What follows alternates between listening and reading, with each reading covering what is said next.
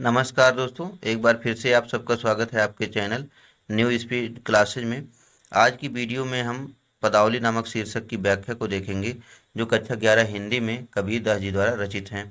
तो दोस्तों, सबसे पहले हम इसके संदर्भ को देखते हैं। तो इसका संदर्भ होगा कि प्रस्तुत पद हमारी पाठ्यपुस्तक हिंदी में पदावली नामक शीर्षक से अवतरित है।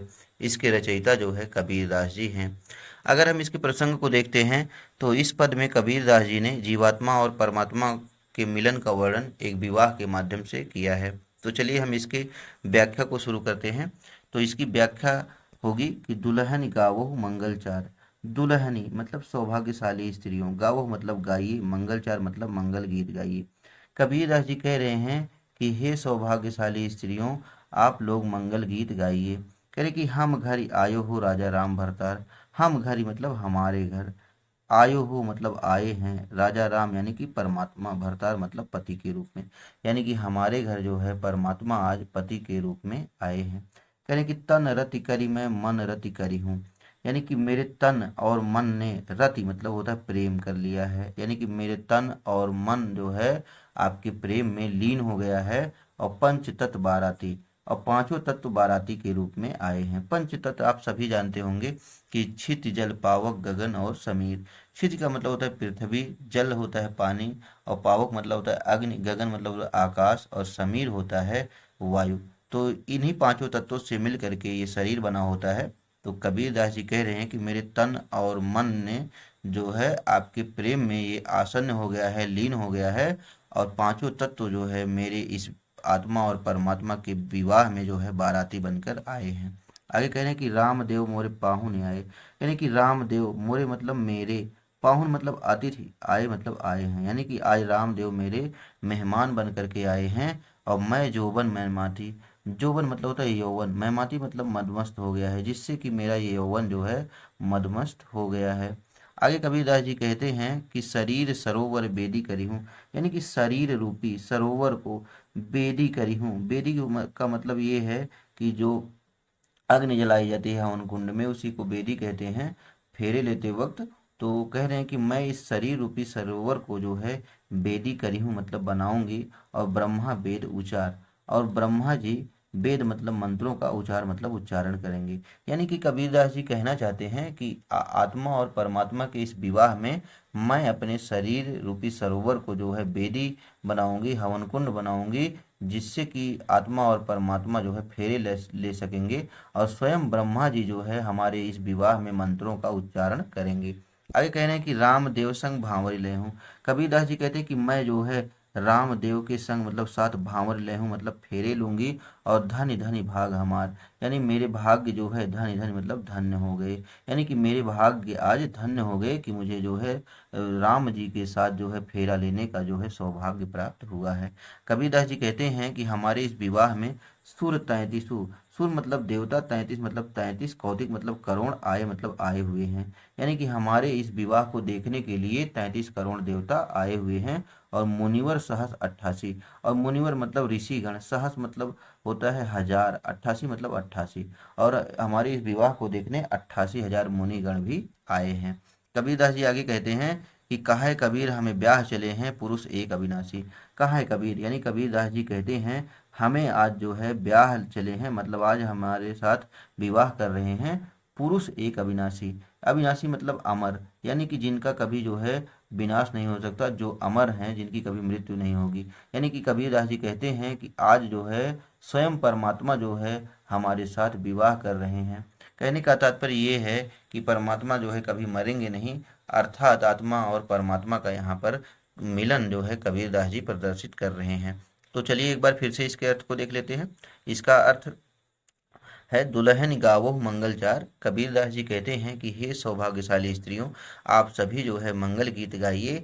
हम घर आयो हो राजा राम भरतार, हमारे घर आज राजा राम जो है पति के रूप में आए हुए हैं। तन रति करी मैं मन रति करी हूँ, यानी कि मेरे तन और मन जो है उनके प्रेम में जो है लीन हो गया है, आसन्न हो गया है। और पंच तत्व बाराती, और हमारे इस विवाह में पांचों तत्व जो है बाराती बनकर आए हुए हैं। कह रहे कि रामदेव मोरे पाहु ने आए, कह रहे हैं कि रामदेव आज मेरे मेहमान बनकर आए हैं। और मैं यौवन मैं माती, जिससे कि मेरा यौवन जो है मदमस्त हो उठा है। कह रहे हैं कि शरीर सरोवर वेदी करी हूँ ब्रह्मा वेद उचार। कबीरदास जी कहते हैं कि अपने इस विवाह में मैं अपने इस शरीर रूपी सरोवर को जो है हवन कुंड बनाऊंगी, और स्वयं ब्रह्मा जी हमारे इस विवाह में मंत्रों का उच्चारण करेंगे। कह रहे कि रामदेव संग भाव ले हूँ धनी धनी भाग हमार। कबीरदास जी कहते हैं कि मैं जो है आज जो है इस विवाह में स्वयं जो है परमात्मा के साथ या राम के साथ फेरे लूंगी, जिससे कि मेरे भाग्य आज धन्य हो गए। सूर 33 कौतिक आए मुनिवर शहर 88। कबीरदास जी कहते हैं कि हमारे इस विवाह को देखने के लिए 33 करोड़ देवता और 88,000 मुनिगण उपस्थित हैं। कहे कबीर हमें ब्याह चले हैं पुरुष एक अविनाशी। कबीरदास जी कहते हैं आज हमको एक अविनाशी पुरुष अर्थात अमर परमात्मा जी स्वयं जो है ब्याह करके ले जा रहे हैं। तो दोस्तों अगर हम इसमें देखते हैं काव्य सौंदर्य को, तो इसमें जो है कबीर दास जी ने आत्मा और परमात्मा के मिलन का वर्णन किया है। और अलंकार अगर हम देखें तो यहाँ पे अनुप्रास और रूपक अलंकार का इन्होंने प्रयोग किया है। भाषा इसकी सदुक्कड़ी है, गुण इसमें प्रसाद गुण है, और छंद अगर हम देखें तो गेय पद मुक्तक है, और यहाँ पे रस अगर देखें तो संयोग श्रृंगार है, और यहाँ पे कबीर दास जी ने रहस्यवादी भावना को प्रकट किया है। चलिए दोस्तों आगे के पद की व्याख्या को देखते हैं। आगे का हमारा पद है बहुत दिनंत है मैं प्रीतम पाए। तो दोस्तों सबसे पहले हम इसके संदर्भ को देखें तो इसका संदर्भ भी पहले के ही समान होगा। और अगर प्रसंग को देखते हैं तो इस पद में कबीरदास जी ने जीवात्मा और परमात्मा के मिलन का वर्णन किया है। तो चलिए दोस्तों हम इसकी व्याख्या को शुरू करते हैं। यहाँ पे कबीरदास जी कह रहे हैं कि बहुत दिनंत है मैं प्रीतम पाए, यानी बहुत दिनों था मतलब के बाद, यानी कि बहुत दिनों के बाद मैं प्रीतम पाए, मुझे प्रीतम की प्राप्ति हुई है। यानी कि बहुत दिनों के बाद आज मुझे जो है प्रीतम की प्राप्ति हुई है। यानी कि जीवात्मा यहाँ पे कहती है कि बहुत दिनों की प्रतीक्षा के बाद जो है आज मुझे परमात्मा रूपी प्रीतम प्राप्त हुए हैं। कह रहे कि भाग बड़े घरी बैठे आए, यानी कि भाग बड़े, यानी कि मेरे अहो भाग्य हैं कि मेरा ये सौभाग्य है कि ये जो है परमात्मा मुझे घर बैठे ही प्राप्त हो गए। यानी कि जिस प्रिय की प्रतीक्षा मैं इतने दिनों से कर रही थी वह स्वयं ही मेरे घर आ गए। कह रहे कि मंगल चार माही मन राखो, यानी कि माही मन राखो, मंगल चार मतलब मंगल गीत, माही मन राखो मतलब मेरा मन जो है मंगल गीत गाने लगा। और राम रसायन रसना चासो, और राम रसायन मतलब रस का, रसना मतलब जिह्वा, चासो मतलब पान करने लगी। यानी कि परमात्मा के रस का मेरी जिह्वा अर्थात मेरी इंद्रियां जो है पान करने लगी या अनुभूत करने लगी। कह रहे कि मंदिर माही भया उजियारा, कह रहे कि मंदिर माही मेरे मन मंदिर में, भया मतलब हो गया, उजियारा मतलब प्रकाश, यानी कि मेरे मन मंदिर में ईश्वर के प्रेम का प्रकाश फैल गया। और ले सूती अपना पाँव पियारा, यानी कि अपना मतलब अपना, पीयू पियारा मतलब अपने प्रियतम प्यारे प्रियतम को, ले सूती मतलब मैं ले के जो है सो करके आनंद का सुख भोगने लगी। यानी कि कबीर दास जी कह रहे हैं कि मेरे मन मंदिर में ईश्वर के प्रेम का जो है उजाला फैल गया, प्रकाश फैल गया, और मैं जो है अपने प्रीतम को ले करके मिलन का सुख भोगते हुए सो गई। कहने की मैं रनिराशि जे निधि पाई, यानी कि मैंने रनिराशि मतलब रत्नों के भंडार को, निधि मतलब होता है खजाना, पाई मतलब पा लिया है, यानी कि मैंने जो है रत्नों का खजाना पा लिया है। और हम ही कहाँ यह तुम ही बड़ाई, हम ही मतलब हमारी, कहाँ यह तुम ही बड़ाई मतलब तुम्हारी ही बड़ाई है। तो यहाँ पे कबीर दास जी कहते हैं कि ये ईश्वर की ही कृपा है कि मैंने जो है रत्नों के खजाने को प्राप्त कर लिया है, और इसमें मेरी नहीं आपकी ही बड़ाई है। यानी कि ये सौभाग्य मुझे जो है आपकी कृपा से ही, परमात्मा की कृपा से ही प्राप्त हुआ है। कहे कबीर मैं कछु न कीन्हा, सखी सुहाग राम मोहिनीना। कहे कबीर, कबीर दास जी कहते हैं मैं कछु न कीन्हा, यानी कि आत्मा और परमात्मा के इस मिलन में मैंने जो है स्वयं कुछ नहीं किया है। और सखी सुहाग मतलब सौभाग्य, राम मोहि दीना, राम मतलब परमात्मा ने, मोहि मतलब मुझे, दीना मतलब दिया है, यानी कि यह सौभाग्य स्वयं परमात्मा ने मुझे प्रदान किया है। तो दोस्तों एक बार फिर से इसके अर्थ को देख लेते हैं। कबीर दास जी कहते हैं कि बहुत दिनंत है मैं प्रीतम पाए, यानी कि बहुत दिनों की प्रतीक्षा के उपरांत मुझे परमात्मा रूपी प्रियतम की प्राप्ति हुई है। और भाग बड़े घर बैठे आए, और मेरे अहो भाग्य हैं कि जिस प्रिय की प्रतीक्षा मैं इतने दिनों से कर रही थी वह घर बैठे स्वयं ही मेरे पास आ गए। यानी कि मंगल चार माही मन राखूं, यानी कि मेरा मन जो है प्रसन्नचित होकर मन ही मन में मंगल गीत गाने लगा और राम रसायन रसना चासों, और मेरी जिह्वा जो है उस ईश्वरी आनंद का अनुभूत करने लगी, अर्थात पान करने लगी। कहने कि मंदिर माही भया उजियारा, मेरे मन मंदिर में जो है ईश्वर के प्रेम का प्रकाश फैल गया है, और ले सूती अपना पाँव पियारा, और मैं अपने प्यारे प्रियतम को लेकर के मिलन के सुख का आनंद भोगती हुई जो है सो गई। कहने कि मैं निराशी जे निधि पाई, हम ही कहाँ यह तुम ही बड़ाई। कबीर दास जी कहते हैं कि हे परमात्मा, मैंने जो है इस रत्नों के जो खजाने को प्राप्त किया है, इसमें जो है मेरी नहीं आपकी ही बड़ाई है। कहाँ कबीर मैं कछु न कीना, सखी सुहाग राम मोहि दीना। कबीर दास जी कहते हैं कि इसमें जो है मैंने कुछ भी नहीं किया है, स्वयं परमात्मा ने मुझे यह सौभाग्य अर्थात सुख प्रदान किया है, अर्थात यह सब परमात्मा की ही कृपा का फल है, इसमें मेरा कोई भी प्रयत्न नहीं है। तो दोस्तों, इसके अगर हम काव्य सौंदर्य को देखते हैं तो कबीर दास जी यहाँ पे बताना चाहते हैं कि ईश्वर की कृपा से ही जो है ईश्वर की प्राप्ति संभव है, और यहाँ पर जो है लौकिक प्रेम के प्रतीकों के द्वारा आत्मा और परमात्मा के मिलन के सुख का वर्णन किया गया है।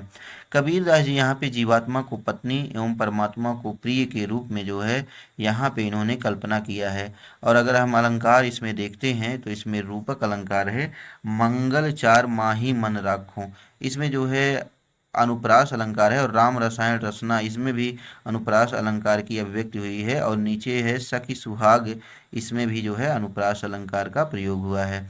और अगर हम भाषा देखते हैं तो भाषा सतुक्कड़ी भाषा है, गुण इसमें प्रसाद गुण है, और इसका छंद जो है गे पद में है। और अगर हम इसमें रस देखते हैं तो संयोग श्रृंगार की यहाँ पे मधुर अभिव्यंजना जो है कबीरदास जी ने की है, और यहाँ पे इन्होंने रहस्यवादी भावना का प्रयोग किया है। तो चलिए दोस्तों, आगे की हम पद की व्याख्या को देखते हैं। तो दोस्तों, इसका जो है अगर हम संदर्भ देखें तो वो पहले के ही समान रहेगा, और इसका प्रसंग होगा कि कबीर ने ज्ञान के उदित होने पर जो व्यक्ति की दशा होती है उसका वर्णन किया है। और कबीर दास जी यहाँ पे ज्ञान की आंधी के माध्यम से ये बताना चाहते हैं कि ज्ञान का उदय हो जाने पर मोह माया भ्रम आदि सभी नष्ट हो जाते हैं। तो कबीरदास जी कह रहे हैं कि संतो भाई आई ज्ञान की आंधी रे, यानी कि हे संतो भाइयों, आई मतलब आ गई है ज्ञान की आंधी रे, यानी कि हे संत भाइयों ज्ञान की आंधी आ गई है। यानी कि जब ज्ञान की आंधी आ गई तो भ्रम की टाटी सबे उड़ाड़ी, जो भ्रम रूपी टाटी मतलब टटिया थी, सबे मतलब सभी, उड़ाड़ी मतलब उड़ गई। यानी कि जो छप्पर होता है उसके किनारे किनारे दीवार लगाई जाती है, उसको टटिया बोलते हैं, ये भी फूस की बनी होती है। तो उसी की बात यहाँ कबीरदास जी कह रहे हैं, कहने की भ्रम रूपी जो टटिया थी वह उड़ गई, और माया रहे न बांधी रे, और माया रूपी जो बंधन थे न बांधी रे, वे अब खुल गए। यानी कि जब ज्ञान की आंधी आती है तो भ्रम की जो टटिया है वह उड़ जाती है, और माया रूपी जो बंधन होते हैं वे जो है खुल जाते हैं। आगे कबीरदास जी कह रहे हैं कि दुचिते की दुई थूनी गिरानी, दुचिते मतलब मोह और आसक्ति रूपी, दुई मतलब दो, नो जो थूनियां थी, थूनियां मतलब स्तंभ थी, गिरानी मतलब गिर गई। यानी कि आंधी के आ जाने से जो मोह और आसक्ति रूपी दो स्तंभ थे वे गिर गए, और मोह बलिंडा टूटा, और मोह रूपी बलिंडा मतलब बल्ली टूटा मतलब टूट गई। यानी कि जो छप्पर में बड़ेर लगाई जाती है उसी को बलिंडा बोलते हैं। तो कह रहे हैं कि जो मोह और आसक्ति रूपी जो दो स्तंभ थे, जो दो थूनियां थी, वो ज्ञान की आंधी आने पर गिर गई, और मोह रूपी जो बलिंडा था यानी कि जो बड़ेर थी, जो बल्ली थी, वह टूट गई।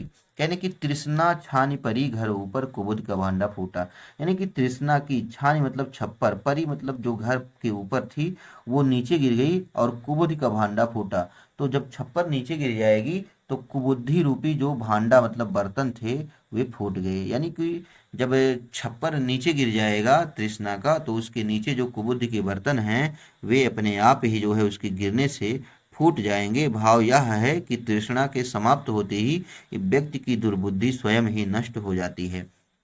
आगे कबीरदास जी कहते हैं, जोग जुगत करी संतो बांधी, निरचो छुए न पाणी, आगे कह रहे हैं कबीरदास जी की जिन संतों ने जोग की जुगत मतलब युक्ति करी मतलब करके बांधी मतलब अपने शरीर को बांध लिया, तो निर्चु चुए न पानी। निर्चु मतलब तनिक भी, चुए मतलब नहीं चुएगा, पानी मतलब पानी, यानी कि मोह आसक्ति के जो पानी है, आसक्ति रूपी जो पानी है, जिन संतों ने साधना की युक्तियों से अपने मन को जो है बांध लिया है, तो उससे जो है ये मोह आसक्ति और वासना का जो जल है वो तनिक भी जो है टपक नहीं रहा है। आगे कह रहे कि कूर्ण कपट काया का निकस्या हरि की गति जब जानी। कबीरदास जी कहते हैं कि कूर्ण कपट यानी कपट रूपी जो कूड़ा करकट था, काया मतलब शरीर से, निकस्या मतलब निकल गया, हरि की गति जब जानी, यानी कि जब मेरे मन ने ईश्वर के स्वरूप को, गति को जानी मतलब जाना। आगे देखिए कहने की आधी पीछे जो जल बूठा, प्रेम हरिजन भीना। कबीरदास जी कहते हैं आधी के पीछे यानी आधी के बाद जो जल बूठा यानी कि जो बारिश हुई, प्रेम हरिजन भीना यानी कि ईश्वर के प्रेम करने वाले जो जन थे, लोग थे, वो भीना मतलब भीग गए, यानी कि उस ज्ञान की आंधी के पीछे जो बारिश हुई उससे जो है ईश्वर की भक्ति में जो, ईश्वर के प्रेम में जो भक्त थे वे सभी जो है उससे भीग गए। और कहे कबीर भान के प्रगटे उदित भया तम सीना। कबीरदास जी कहते हैं कि ज्ञान रूपी भान मतलब सूर्य के प्रगटे मतलब उदित हो जाने से, उदित भया तम सीना, तम मतलब होता है अंधकार, सीना मतलब हृदय का, भया मतलब हो गया, यानी कि जब जो है ज्ञान रूपी सूर्य का उदित हुआ तो मन का जो अंधकार था वह पूर्णतः नष्ट हो गया। तो एक बार फिर से इसके अर्थ को देख लेते हैं। कबीरदास जी कहते हैं कि संतो भाई आई ज्ञान की आंधी रे। कबीरदास जी कहते हैं कि हे संत भाइयों, ज्ञान की आंधी आ गई है और भ्रम की टाटी सबे उड़ानी, यानी कि भ्रम की जो टटिया थी वह सब उड़ गई है और माया रहे न बांधी रे, यानी कि माया के जो बंधन थे वे खुल गए हैं। कह रहे कि दुचिते की दुई थुनी गिरानी मोह बलिंडा टूटा। कह रहे कि दुचिते यानी कि मोह और आसक्ति रूपी जो दो स्तंभ थे वो जो है गिर गए हैं, और मोह रूपी जो बलिंडा थी, बड़ेर थी, बल्ली थी, वह टूट गई है। कह रहे कि तृष्णा छानी परी घर ऊपर, कह रहे कि तृष्णा रूपी जो छप्पर घर के ऊपर थी वह गिर गई है, और उसके गिरने से कुबुद्धि का भांडा फूटा, यानी कुबुद्धि रूपी जो बर्तन थे, कच्चे बर्तन थे, वे सब फूट गए हैं। कह रहे कि जोग जुगति करी संतो बांधे निर्चु चुए न पानी। कह रहे योग की युक्ति करके, उपाय करके जिन संतों ने अपने शरीर को बांध लिया था, निर्चु चुए न पानी, उनके शरीर से फिर उनके अंदर जो है वासना रूपी जल भी तनिक भी नहीं टपकेगा, अर्थात प्रवेश कर पाएगा। कह रहे कि कूड़ कपट काया का निकस्या हरि की गति जब जानी। कबीरदास जी कहते हैं कि कूड़ा करकट रूपी, कूड़ा करकट जो कपट रूपी कूड़ा करकट है वो काया मतलब शरीर से, निकस्या मतलब निकल गया, हरि की गति जब जानी, जब मैंने जो है ईश्वर के स्वरूप को जाना। कह रहे कि आधी पीछे जो जल बूठा, प्रेम हरि जन भीना। कह रहे आधी आने के बाद जो पानी बरसता है उसमें ईश्वर को प्रेम करने वाले जन मतलब लोग भीना मतलब भीग गए। कह रहे हैं कहे कबीर भान के प्रगटे उदित भया तमसीना। कबीर दास जी कहते हैं कि ज्ञान रूपी सूर्य के उदित होने से अब जो मन का सीना मतलब मन का जो अंधकार था, हृदय का जो अंधकार था, वह पूर्णतः नष्ट हो गया। तो यहाँ पे जो है कबीर दास जी कहना चाहते हैं कि किसी भी व्यक्ति के हृदय में ज्ञान का उदय होने से मोह माया आसक्ति तृष्णा दुर्बुद्धि सब नष्ट हो जाते हैं। और अलंकार अगर हम देखते हैं तो पूरे पद में यहाँ पर सांग रूपक अलंकार है। यहाँ पे भाषा जो है प्रतीकात्मक शैली और लाक्षणिक भाषा का प्रयोग हुआ है, रस शांत है और माधुर्य भाव इस पद में है। भाषा सदुक्कड़ी का यहाँ पे कबीरदास जी ने प्रयोग किया है। चलिए दोस्तों आगे की पद की व्याख्या को देख लेते हैं। आगे हमारा पद है पंडित बात बदनते झूठा। तो इस पद में कबीरदास जी शास्त्र ज्ञान को मिथ्या अथवा अथवा झूठा बता रहे हैं, ये अनुभूति के ज्ञान को सत्य मान रहे हैं। और अपने इस कथन के समर्थन में यहाँ पे कबीरदास जी कुछ उदाहरण को प्रस्तुत कर रहे हैं। कहने की पंडित वाद बदनते झूठा, यानी पंडित वाद मतलब सिद्धांत, बदनते मतलब कहने में, झूठा मतलब झूठा है। कहने की ज्ञानी लोगों का, पंडित लोगों का जो सिद्धांत है वो कहने में झूठा है।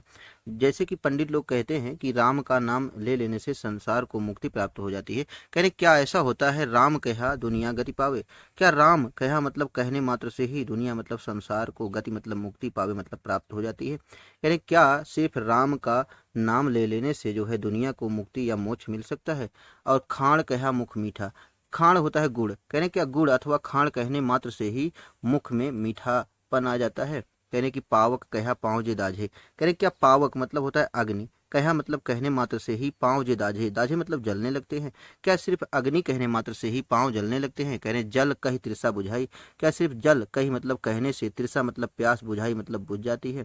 कह रहे कि भोजन कहा भूस जे भाजे, कह रहे क्या जो है भोजन कहा मतलब कहने मात्र से ही भूस मतलब भूख, जे भाजे मतलब दूर हो जाती है। यानी कि सिर्फ भोजन कहने मात्र से ही भूख जो है शांत नहीं होती है, बल्कि भूख तब शांत होती है जब भरपेट भोजन कर लिया जाता है।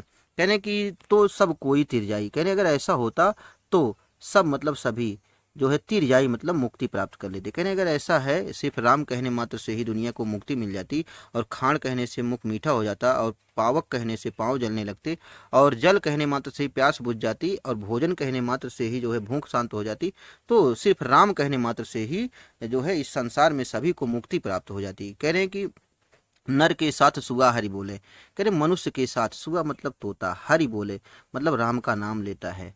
हरि प्रताप न जाने, लेकिन वह राम के नाम के प्रताप को नहीं जानता है। कहने का मतलब ये है कि उस तोते के लिए राम तो सिर्फ शब्द मात्र होते हैं, वह राम के नाम के प्रताप को नहीं समझ पाता। कहने कि जो कबहू उड़ जाए जंगल में, कहने कि जो कबहू उड़ मतलब उड़ जाता है जंगल में, बहुर न सुरते आणे, बहुर मतलब दोबारा, फिर सुरते मतलब स्मृति, आणे मतलब आती है। कहने कि यदि वह कभी जंगल में उड़ जाता है तो फिर उसको राम के नाम का स्मरण नहीं आता है।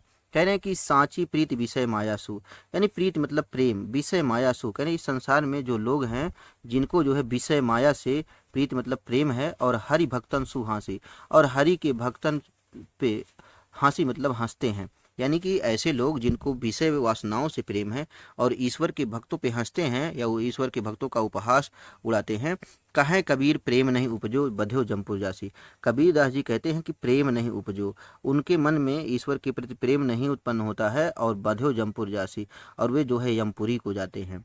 तो एक बार फिर से इसके अर्थ को देख लेते हैं। कह रहे हैं कि पंडित वाद वदंते झूठा, कह रहे हैं कि जो पंडितों का सिद्धांत है वो कहने में झूठा है। कहने कि राम कहा दुनिया गति पावे, कहने केवल राम का नाम कहने मात्र से ही संसार को दुनिया को मुक्ति नहीं मिल पाती, और खाण कहा मुख मीठा, जैसे कि सिर्फ खाण कहने मात्र से ही मुख मीठा नहीं हो जाता। कहने कि पावक कहा पाँव जे दाझे, क्या सिर्फ जो है अग्नि का नाम ले लेने से, पावक का नाम ले लेने से पाँव नहीं जलने लगते, और जल कही तृषा बुझाई, कहने कि सिर्फ जल का नाम ले लेने से ही प्यास नहीं बुझ जाती। कहने कि भोजन कहा भूस जे भाजे, कहने कि सिर्फ भोजन कहने मात्र से ही भूख नहीं खत्म हो जाती। कहने अगर ऐसा होता तो सब कोई तिर जाई, कहने अगर ऐसा होता तो संसार के सभी लोगों को राम का नाम ले लेने से मुक्ति प्राप्त हो जाती।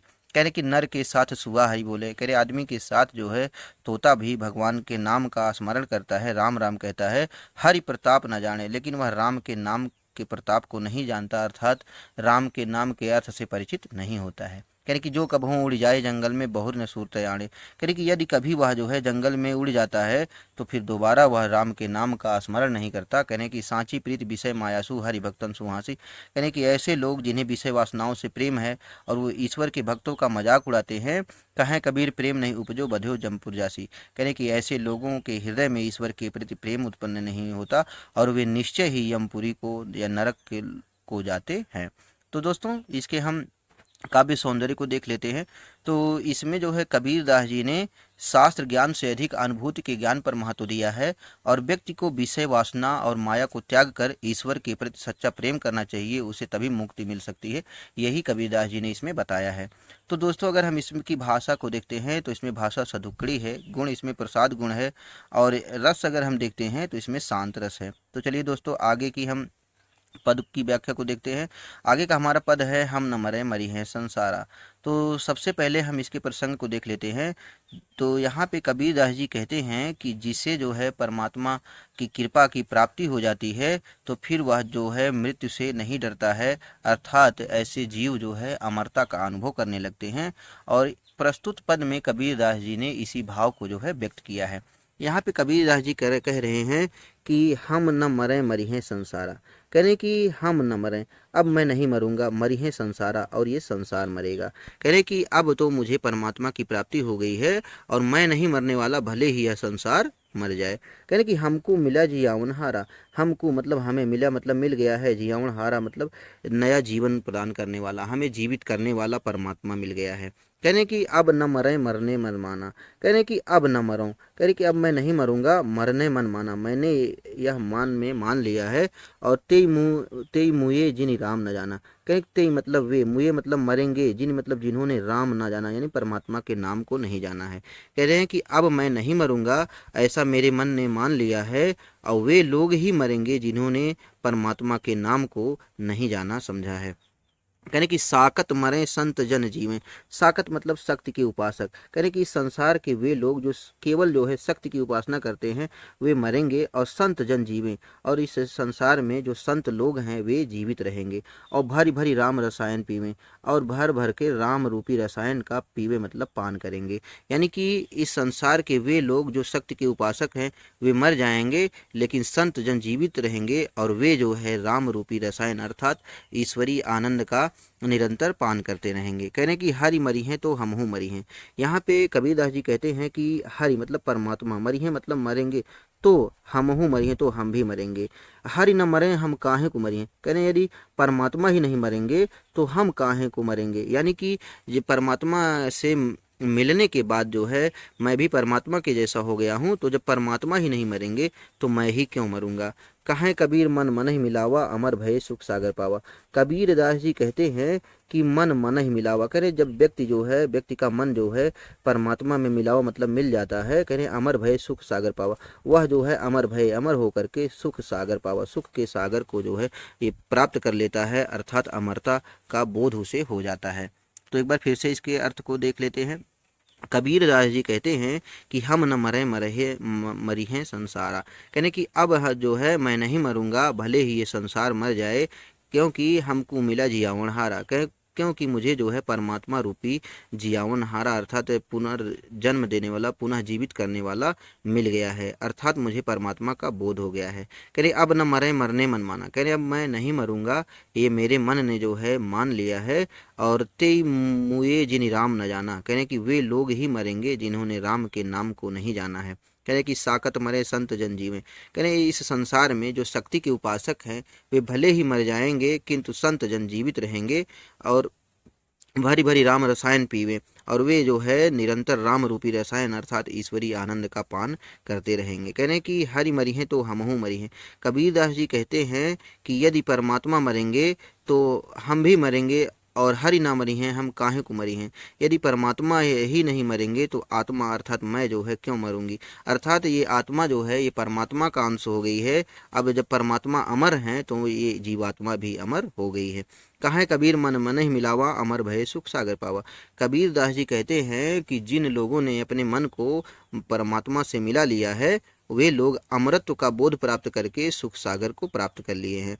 तो दोस्तों अगर हम काव्य सौंदर्य को देखते हैं तो इसमें जीवात्मा और परमात्मा के एकत्व की अनुभूति के विषय में कबीरदास जी ने बताया है, और परमात्मा के गुण ही जो है जीवात्मा में है, अतः जो है जीवात्मा जो है परमात्मा के संपर्क में आने पे अमर हो जाती है। ये इसी की व्याख्या जो है इस पद में कबीरदास जी ने की है। तो सुख सागर जो इसमें आया है शब्द, इसमें रूपक अलंकार है, और राम रसायन में भी रूपक अलंकार है। इसमें रस जो है शांत रस है, भाषा सदुक्कड़ी है, गुण इसका प्रसाद गुण है। चलिए दोस्तों आगे की पद की व्याख्या को देख लेते हैं। आगे का हमारा पद है काहे री नलिनी तू कुमिलानी। तो सर्वप्रथम हम इसके प्रसंग को देख लेते हैं। तो इस पद में कबीरदास जी ने अन्योक्ति के माध्यम से परमात्मा और जीवात्मा के एकत्व के बारे में बताया है, और यहाँ पे एक का अर्थ कमलिनी के पक्ष में है और दूसरा अर्थ जो है जीवात्मा के पक्ष में है। तो चलिए इसके अर्थ को देख लेते हैं। कबीरदास जी कहते हैं काहेरी नलिनी तू कुमिलानी, कहने की हे नलिनी हे कमलिनी, काहे तू कुमिलानी मतलब तू मुरझा गई है। कहने की हे कमलिनी तू क्यों कुमला गई है, तू क्यों मुरझा गई है। कहने कि तेरे ही नाल सरोवर पानी, जबकि तेरे नाल में सरोवर पानी मतलब सरोवर का पानी रहता है। कहने की जल में उत्पत्ति जल में वास, कहने की हे कमलिनी तेरा जो है जल में जो है उत्पत्ति है और जल में ही तुम रहती हो, और जल में नलिनी तोर निवास, कहने की और जल में ही हे नलिनी हे कमलिनी तुम्हारा निवास स्थान है। कहने कि ना तल तपत न ऊपर आगे, कहने कि ना ही तुम्हारा तल तपत मतलब तप रहा है, और ना ऊपर आगे ना ही तुम्हारे ऊपर आग है। कहने कि तोर हेतु कस कासन लगे, हेतु मतलब होता है प्रेम, कहु कासा लाग, कहने कि तुम्हारा जो प्रेम है वो किससे हो गया है। कहे कबीर जी उदिक समान ते नहीं मुए हमारे जान। कबीर दास जी कहते हैं कि जी उदिक मतलब जो जल के समान होते हैं, ते नहीं मुए वे नहीं मरते हैं हमारे जान, मतलब हमारे जान में। कबीर दास जी कहते हैं कि हे कमलिनी, जो जल के समान होते हैं अर्थात जल से अलग नहीं होते, वे मेरे विचार से कभी भी मरते नहीं हैं। तो दोस्तों ये था कमलिनी के पक्ष में। एक बार हम फिर से जीवात्मा के पक्ष में देख लेते हैं। तो कबीर दास जी कहते हैं कि हे जीवात्मा, तुम्हारे दुख का क्या कारण है।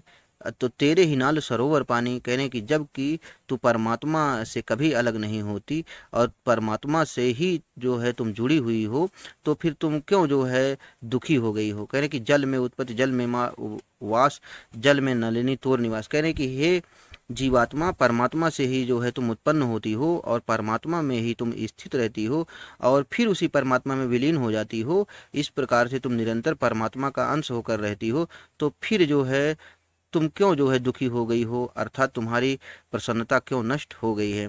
कबीर दास जी कहते हैं कि वे लोग जो उदिक समान मतलब परमात्मा के समान होते हैं, वे कभी भी मरते नहीं हैं। तो ये था दोस्तों जीवात्मा के पक्ष में। तो अगर हम इसके काव्य सौंदर्य को देखते हैं तो जीवात्मा और परमात्मा की एकता की अनुभूति है इसमें, और अन्योक्ति अलंकार का यहाँ पे प्रयोग किया गया है। भाषा लाक्षणिक भाषा है और प्रतीकात्मक शैली का कबीर दास जी ने यहाँ पे प्रयोग किया है। रस शांत है, भाषा सदुक्कड़ी है, गुण प्रसाद गुण है। और यहाँ पे कमलिनी जो है जीवात्मा का प्रतीक है और जल जो है परमात्मा का प्रतीक है।